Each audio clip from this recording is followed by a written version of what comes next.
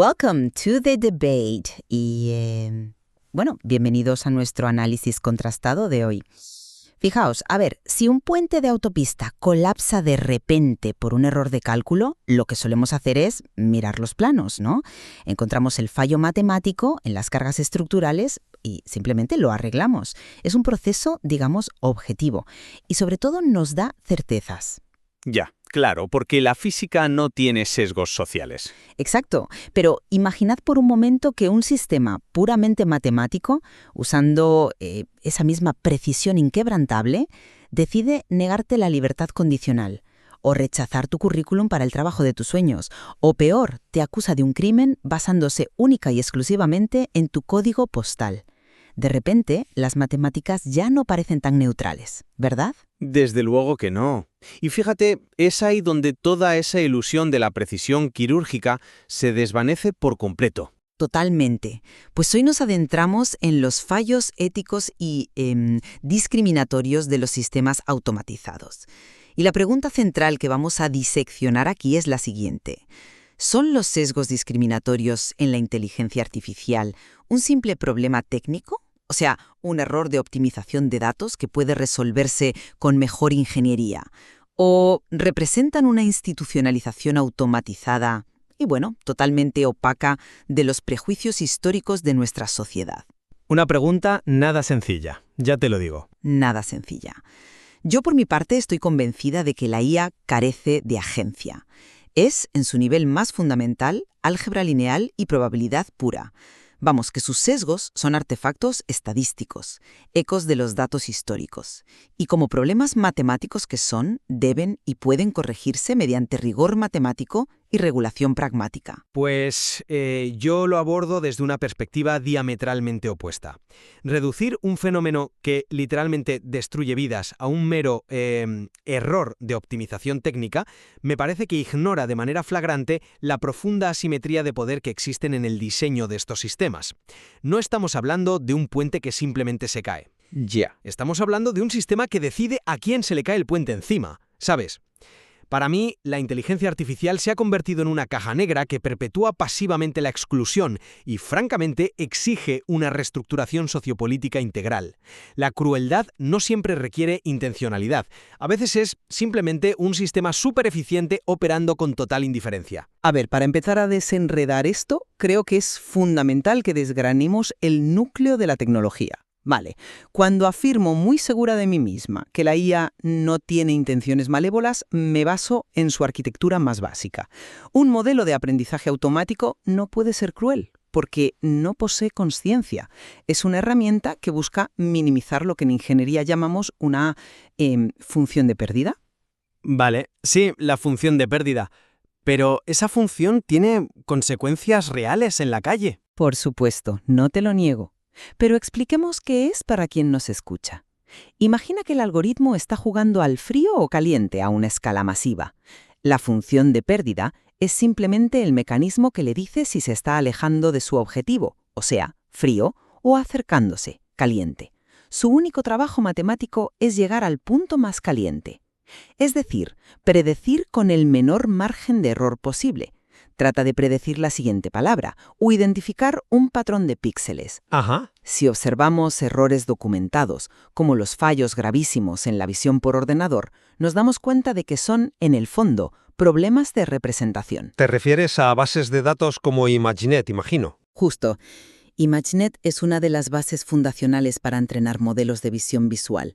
Históricamente, el 80 o 90% de los rostros ahí eran de personas blancas y occidentales. Si tú, al jugar a ese frío o caliente, le muestras al sistema abrumadoramente un solo tipo de variable, pues optimizará sus aciertos para esa variable. Será ineficaz con el resto por un déficit de datos, no por racismo intrínseco. La solución lógica es inyectar diversidad en los datos. Hombre, a ver, ese argumento suena inmaculado en un laboratorio, pero francamente se desmorona en cuanto toca la realidad social.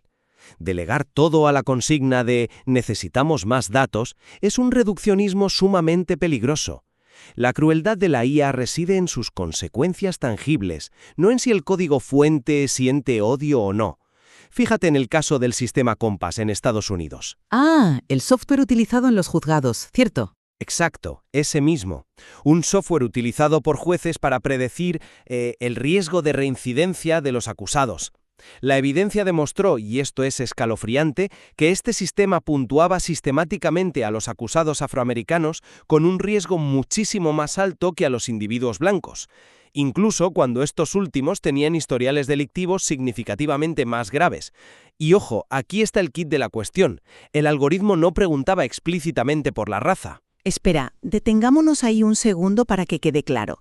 Si no preguntaba por la raza, te refieres a que utilizaba variables sustitutivas, los famosos proxies, ¿verdad? Eso es, variables sustitutivas. Cosas como el código postal, el nivel de ingresos o si los padres del individuo tenían antecedentes.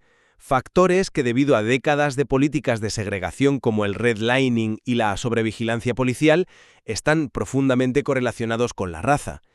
Esto no es un fallito estadístico que se arregle, no sé, dándole más fotos o datos a la máquina. Ya. Esto es racismo institucionalizado, empaquetado dentro de un software, al que además le ponen un sello de ciencia objetiva, para justificar que se le quite la libertad a una persona. Te lo concedo. El caso de Compass es totalmente escalofriante. Ver que una herramienta de software agrava una injusticia histórica de esa magnitud es muy difícil de asimilar y la indignación está más que justificada. Entiendo por qué piensas así, pero permíteme ofrecerte una perspectiva distinta sobre de quién es realmente la responsabilidad aquí. Siguiendo con Compass y extrapolándolo a los grandes modelos fundacionales actuales, creo que la analogía más precisa es la del espejo. El espejo. A ver, cuéntame. Sí. Un modelo fundacional de lenguaje, por ejemplo, no nace con prejuicios. Lo que hace es leer cientos de miles de millones de palabras de Internet, foros, noticias, libros, Wikipedia. Y, seamos sinceros, Internet es el reflejo escrito de la humanidad. Si nuestra sociedad contiene bolsas de misoginia, racismo y sesgos de clase, el modelo actúa como un espejo estadístico. Vale, refleja lo que hay. Exacto, descubre y codifica esos patrones históricos. Criticar a la IA por ser sesgada es literalmente culpar al espejo por el reflejo tan desagradable que nos devuelve. La matemática nos revela nuestras imperfecciones sociológicas de forma cruda, sin filtros. Yo lo abordo desde una perspectiva distinta porque, fíjate, la analogía del espejo tiene una trampa enorme. Ignora por completo la función activa del sistema. Un espejo de pared es pasivo, ¿no? Te miras, no te gusta lo que ves y te vas. Pero una red neuronal no es pasiva. Su directiva es consolidar el pasado para predecir el futuro. Pero a ver, la predicción se basa en los datos que le damos. Problema. Cuando alimentas a una máquina con décadas de resoluciones de un sistema judicial viciado, el modelo no solo refleja esa realidad, la utiliza para construir una regla matemática inquebrantable para el día de mañana. Aprende implícitamente que la variable pertenecer a una comunidad marginada es causalmente equivalente a alta probabilidad de arresto. Así que tu espejo no se limita a devolver la imagen. Toma tu pasado, lo institucionaliza y te obliga a vivir en él eternamente. Es una forma muy determinista de verlo, la verdad. Es que genera un bucle de retroalimentación real. El sesgo algorítmico justifica, por ejemplo, enviar más patrullas a un barrio humilde. Eso, naturalmente, genera más arrestos por delitos menores. Y esos nuevos arrestos alimentan de nuevo al algoritmo, dándole la razón matemática. No es un espejo, es una máquina del tiempo que nos condena a repetir nuestros capítulos más oscuros, bajo la coartada de, la neutralidad tecnológica. Esa línea de razonamiento no me convence porque subestima profundamente la capacidad de corrección de la propia disciplina técnica. Los ingenieros no están sentados de brazos cruzados viendo esto, tomando un café. Hoy en día existe toda una rama llamada fairness algorítmica o equidad técnica. Podemos intervenir directamente en el modelo. ¿Intervenir cómo? Ajustando un par de líneas de código y ya está. No es tan simple, evidentemente, pero sí es riguroso. Podemos forzar matemáticamente al algoritmo para que ignore esos proxies que mencionabas. Podemos descorrelacionar las variables para que el código postal no arrastre el peso de la raza.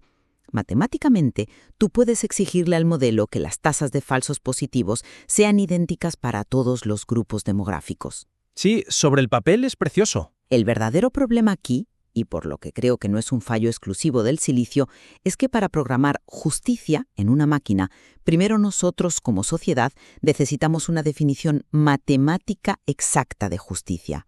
Lo cual es absolutamente imposible. Ese es mi punto.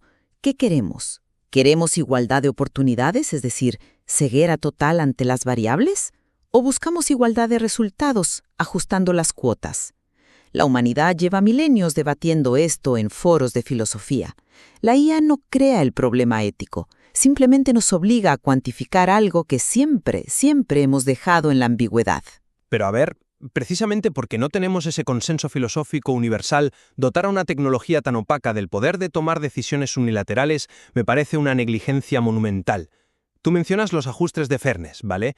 Pero el problema trasciende el ajuste fino de la matemática. El problema es la impunidad tecnológica que proporciona la caja negra. Explícame a qué te refieres con asimetría en la impunidad, porque suena contundente. Pues piensa en la responsabilidad tradicional. Si una empresa saca al mercado un coche y los frenos fallan, digamos, el 30% de las veces cuando el conductor es negro o es mujer, esa empresa se arruina al día siguiente. ¿Totalmente?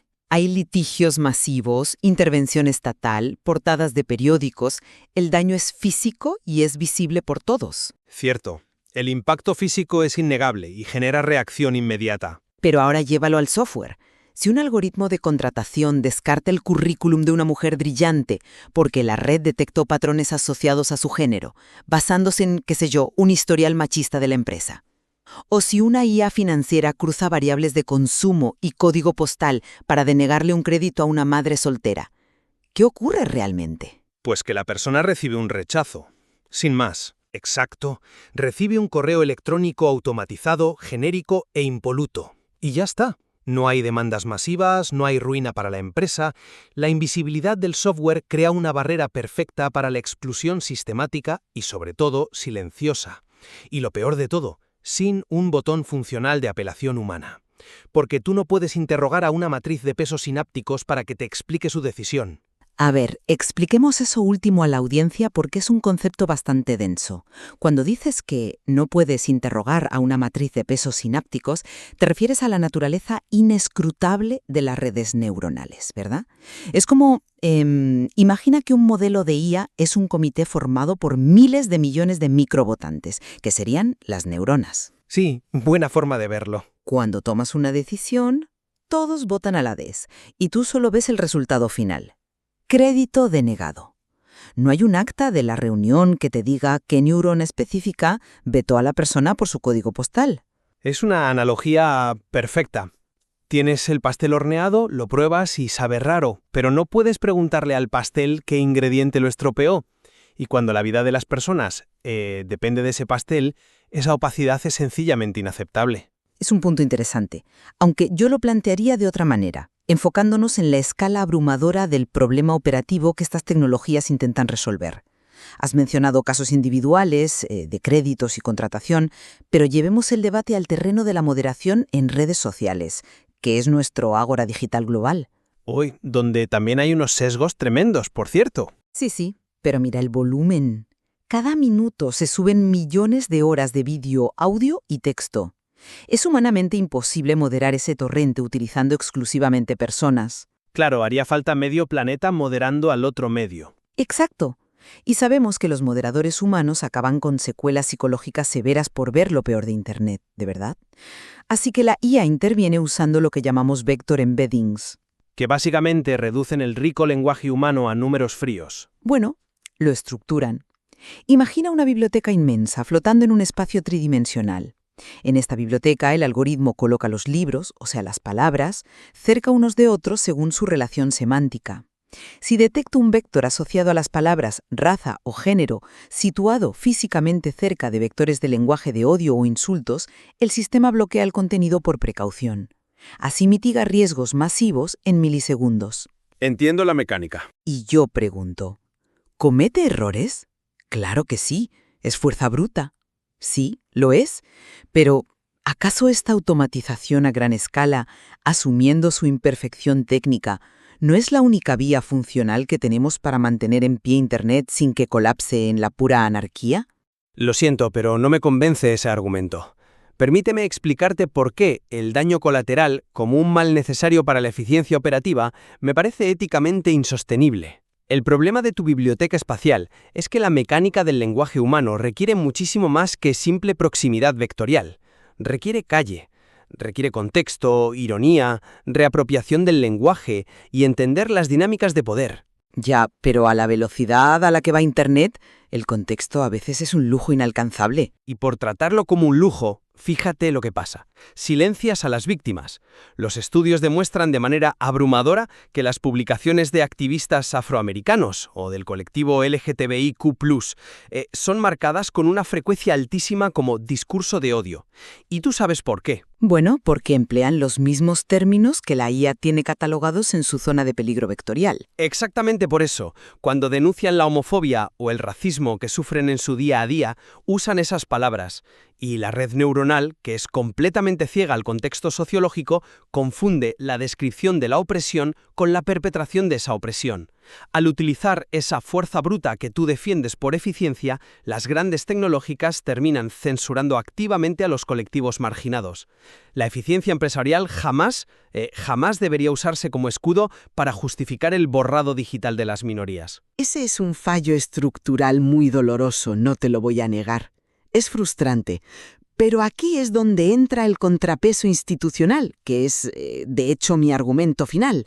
Si reconocemos que la tecnología tiene impactos dispares y que la fuerza bruta genera falsos positivos gravísimos, la respuesta lógica no es abandonar la IA, es regular estrictamente quién la diseña y cómo se despliega. Y frente a tu escepticismo sobre la impunidad tecnológica, tenemos un hito enorme en la mesa. La regulación democrática ya está aquí. Supongo que vas a mencionar a Europa, ¿cómo no? Auténticas trampas mortales hasta que la regulación obligó a poner cinturones de seguridad. Pues bien, esta ley es nuestro primer intento real de ponerle cinturones de seguridad al software. No confía en la buena voluntad de los desarrolladores, aplica una pirámide de riesgos, prohíbe de tajo, por ejemplo, el reconocimiento facial masivo en público o la puntuación social tipo China. Lo prohíbe sobre el papel, sí. Y obliga por ley a auditar los sistemas de alto riesgo, justo los que operan en educación, justicia o contratación, como el caso Compass que mencionaste antes de salir al mercado. ¿No demuestra esto que nuestras instituciones democráticas pueden embridar la tecnología exigiendo pruebas de seguridad sin frenar el progreso? Es un argumento convincente, pero ¿has considerado la divergencia absoluta de velocidades entre la maquinaria legal y el desarrollo algorítmico? Porque me parece clave. Mientras nosotros aplaudimos los cinturones de seguridad europeos y nos damos palmaditas en la espalda, la tecnología avanza a 1000 km por hora. Y la ley se arrastra a 10. Es que la ley siempre va por detrás de la innovación. Es la naturaleza misma del progreso. No puedes regular lo que no existe. Sí, de acuerdo, pero el daño hoy es instantáneo y es global. En este mismo instante, mientras hablamos, hay corporaciones usando IA sin auditar para perfilar solicitudes de asilo en fronteras o predecir la sindicalización de sus empleados. Y esto nos lleva al núcleo real del problema, que para mí no es matemático, sino profundamente demográfico. ¿Te refieres a quién programa estos sistemas? ¿Al perfil del desarrollador? Totalmente. Quienes están diseñando la arquitectura base de nuestro futuro digital son en su inmensa mayoría un grupo extremadamente homogéneo. Hombres blancos de estratos socioeconómicos muy altos, concentrados en Silicon Valley y el norte global. Hay una desconexión vital innegable con el resto del planeta. Tú no puedes programar salvaguardas reales contra la opresión si en tu vida jamás te han denegado un visado de trabajo por tu nacionalidad. Entiendo por dónde vas. Falta diversidad en el origen del código, en la misma mesa de diseño. Es que no se trata solo de meter más rostros en Imagnet para cuadrar la estadística. Si la policía nunca te ha parado en la calle por tu aspecto, o si ningún banco te ha excluido por el código postal donde viven tus padres, simplemente no ves el riesgo. Exigir auditorías a posteriori es totalmente insuficiente. Necesitamos una democratización radical, desde la concepción de la herramienta, sentando en la mesa de diseño a sociólogos, a antropólogos y sobre todo a las comunidades afectadas. El mundo no se puede dejar exclusivamente en manos de ingenieros de software, por muy brillantes que sean. Llegados a este punto de profundidad, creo que es vital consolidar nuestras posturas a la luz de todo lo que hemos explorado hoy. Yo mantengo firme mi perspectiva fundacional. La inteligencia artificial, desprovista de agencia o maldad consciente, sigue siendo una herramienta estadística formidable. Hemos visto cómo sus deficiencias operativas no son actos de crueldad intencionada, sino errores de calibración y reflejos de nuestros propios datos sociales. Ya. Y sigo abogando porque la forma de mitigar estos reflejos es desde dentro del paradigma científico, mejorando la explicabilidad, definiendo matemáticamente la equidad y aplicando regulaciones pragmáticas, como la de la Unión Europea, que auditen los modelos antes de soltarlos en la sociedad. Y yo, por mi parte, me reafirmo en que concebir la inteligencia artificial exclusivamente como un desafío matemático es sencillamente una negligencia intelectual. A lo largo de esta charla ha quedado patente que, al operar desde una caja negra inescrutable y al estar impulsada por una demografía de privilegio, la IA funciona hoy en día como un arma de opresión pasiva. Yo reclamo el derecho ciudadano a la inteligibilidad algorítmica. Nadie debería aceptar que un algoritmo probabilístico ciego decida sobre su futuro, sus créditos o su libertad sin una auditoría social, humana y sobre todo contextual profunda. Lo que queda clarísimo de ambas posturas es que el cristal de la IA, esté roto por los datos o mal diseñado de origen, nos obliga inexorablemente a mirar de frente nuestras propias fracturas sistémicas. Hay muchísimo que explorar en la intersección entre código puro y poder sociológico en el material de hoy. Sin duda, todos debemos mantener una mirada crítica y preguntarnos constantemente qué lógicas invisibles operan detrás del botón de rechazado o aprobado en nuestras pantallas, ¿verdad? Nos quedamos con esa reflexión. Les invitamos a que saquen sus propias conclusiones la próxima vez que se enfrenten a una decisión automatizada en su vida diaria. Ojalá este debate transforme la manera en que perciben la supuesta neutralidad de las matemáticas. Gracias por acompañarnos.